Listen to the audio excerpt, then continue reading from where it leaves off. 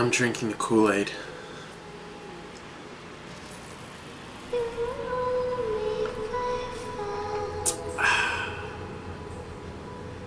Hey everyone, Mikal here again, and I'm reviewing it today.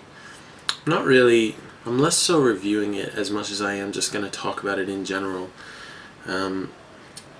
Rating right off the bat, I think that this is my idea of a 10 out of 10 movie. This has got to be, like, it's, if you look at it from a technical aspect, I'm sure that there's a lot of people that could point out flaws, and I'm sure that the consensus won't be that it is one of the best horror movies that's ever been made, because, arts are subjective, and that's always what it was, that's always how it's going to be.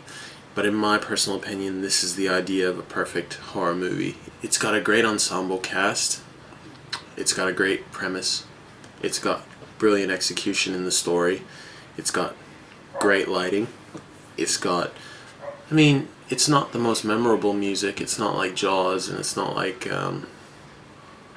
Indiana Jones when it comes to themes, but it's serviceable, and beyond serviceable, it's actually pretty good for the context of the movie that it's in. And when it comes to individual performances, I think that Bill Skarsgård, the Pennywise clown for this movie, did just as good a job with the content that he had to work with as Tim Curry did in the 1990 release. I like them both, and I think the same way I like Jack Nicholson as the Joker and I like Heath Ledger as the Joker, I feel like they can both stand alone and they're both very good performances. There's no need to pick one over the other.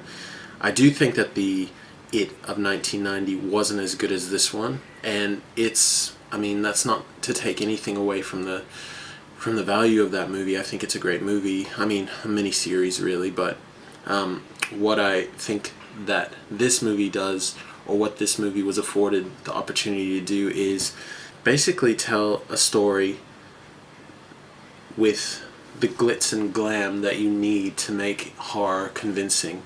And on the one hand, you can say that horror can be low budget, otherwise Roger Corman and George Romero and John Carpenter wouldn't have been able to be considered successful horror directors. You can make a scare go very far with very low budget, but the feeling that you can get when there's actually money put behind a scene to make it convincing, to have characters levitating, to have the right lighting, to have fluctuations in the eye color of a character, or the size differential changes when it comes to the villain of the movie. You can't really do that kind of stuff on a budget that is lacking, and this movie didn't have that. So I feel like this is a crossroads. This is a crossroads of the right budget with the right people behind it and the right story. And so often, I was just looking at it last night, how many movies are being made nowadays because of Stephen King's content. It's unbelievable. And even before Netflix started taking on each and every, little novella that he made or anything like that, there were still movies being made based off Stephen King content. If you go as far back as The Shining with Jack Nicholson, the guy's just a prolific writer, and he has written content that just permeates and resonates with the culture and, hits home with so many people on basic primal themes of fear and tension. So it's great that his content is finally being given the backing it deserves, but not just the backing, you also need people to helm it, because in the case of Dark Tower, which just came out recently, and I didn't do a review for it because I just didn't want to waste my time saying it was very it was just wishy-washy and it wasn't very good. When it comes to a movie like that, sure, it's got a budget behind it, it's got 2 A-list actors helming it, but there's just something missing, especially when there's supposed to be so much editing of a 4-book story. the idea of the Dark Tower being made into a 1 hour movie or a 1.5 hour movie, it's just not plausible. It's not very likely, because there's so much important content, and who you're trying to capture to actually participate and support that content are Stephen King fanatics, and you're not really going to do them justice if you're dissecting and cutting out so many important and integral parts of the story. In the case of this movie, it's pretty straightforward. It's a massive book as well, and I read it when I was younger, and there's a whole bunch that I've forgotten about it, but it's the idea of some kind of otherworldly sentient creature living through the guise of a clown and stalking, harassing, and threatening, killing many victims in Derry, Maine, which is a fictional place. Even though Maine is a real location, Derry is a fictional place that Stephen King made up. So yeah, but it's more than that, and this movie did that part of it as well. It's so much more than that. It's sort of like what Stranger Things is trying to do nowadays, which is capture that feeling of camaraderie and coming of age story when it comes to adolescent children. There's something about being a part of an in group that is on the outside of the crowd, like the outcasts, if you will, of adolescent society, and really capturing that, just that feeling and that bond that kids have when they're trying to cope with the ideas of alienation, when they're trying to come to terms with life, expectations, sadness, loss, hope, and friendship. So I think that this movie has a heart at its core, which is so important when you want to speak to people on a deeper level than just, oh, that was scary, or oh, that's really terrifying.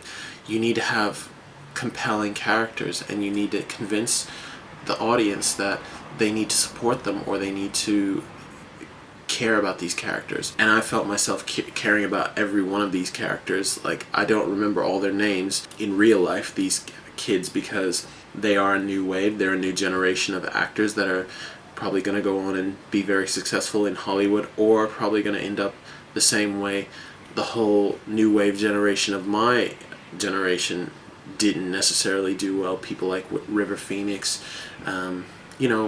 people like Corey Feldman, Sean Austin has done well. But I mean, you get the idea. Like, these people could go any which way, but at this moment in time, they were part of a project that has got my support. I mean, I love this movie. I'm probably gonna watch it again tonight.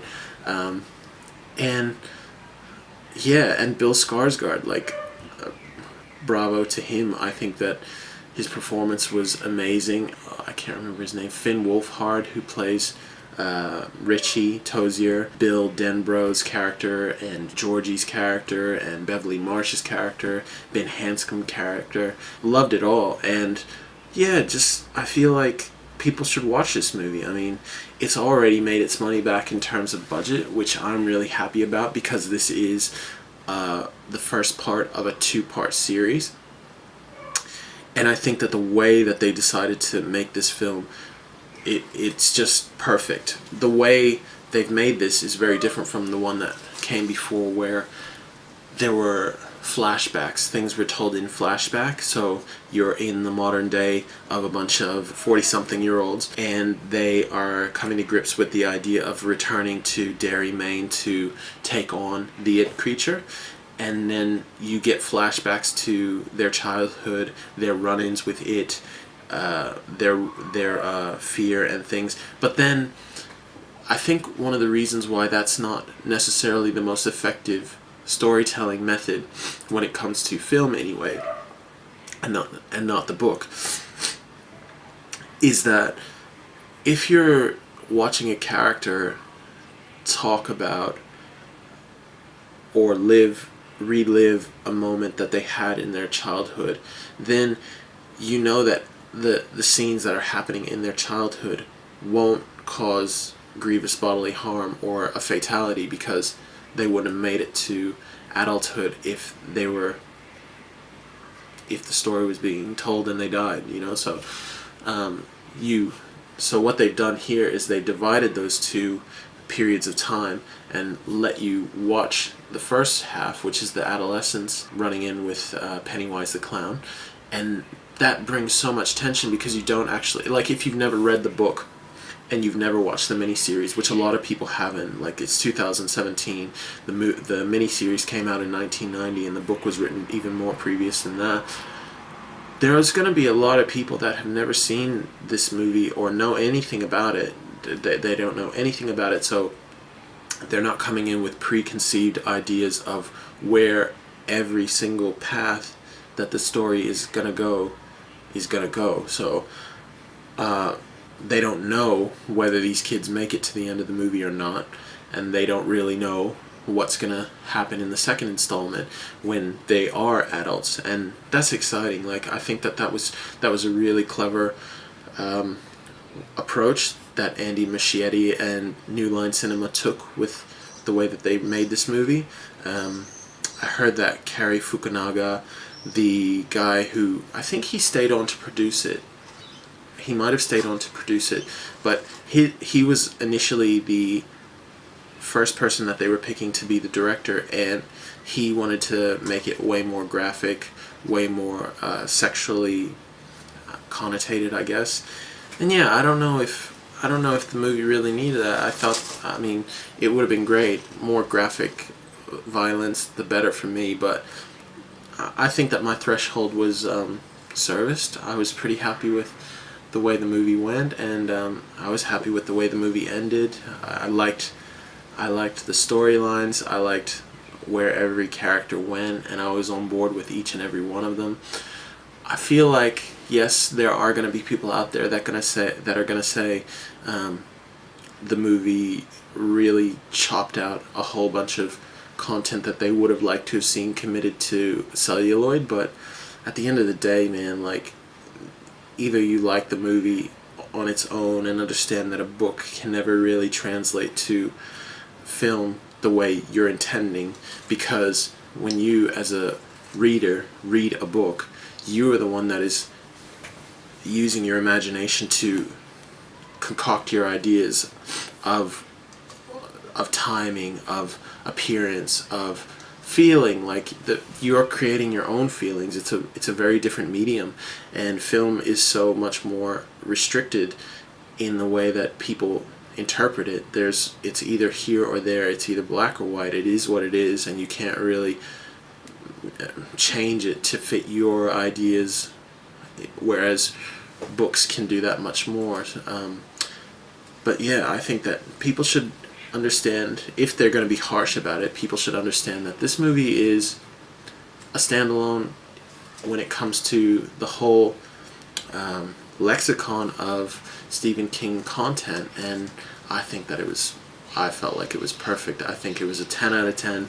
I'm on board. I'm so looking forward to the next one, and I think anybody that's interested in a good Stephen King story, because there have been so many that have been written that have been made into movies and are just such garbage. Like, I saw a preview just today, Gerald's Game, where Bruce Greenwood ties up this woman, and the whole premise is she has to get off the bed after being handcuffed to it. I mean, like, it's crazy how many Stephen King movies, like, get greenlit. It's just insane. I mean, Stand By Me is great. I read the whole 4 seasons. I liked it. I've read The Stand, and I've watched The Stand, and I like The Shining. I don't like it as much as this movie, and I know people are going to be thinking, oh, like, how could you not think that The Shining is scarier than this? They're just two completely different movies, and I think if you're going for paranoia and existential fears and way more psychologically driven ideas of phobias, then perhaps that is way more your thing. Stephen King's The Shining with Jack Nicholson, but my idea of a horror is this. Like, the It movie is that's my thing. Like, that's my bag. So I'm with it 100% of the way, and just looking forward to when they're actually going to release the next one. Definitely recommend you watch it. It's a great movie, and yeah, I haven't been reviewing very much lately, even though I have been watching it. I watched Atomic Blonde recently, didn't review it. I watched Jub Harry Met Sejal, didn't review it. I don't know, I don't really want to come on here and bag movies, that much. Like, I don't know. I'll review something else next time, but I wanted to get on here and talk about something that I actually enjoyed a lot, and I've been saying that I'll do that, and it happened, so props to us. Enjoy your weekend, or enjoy whatever you're doing wherever you are, and I'll see you in the next video. Thanks, bye.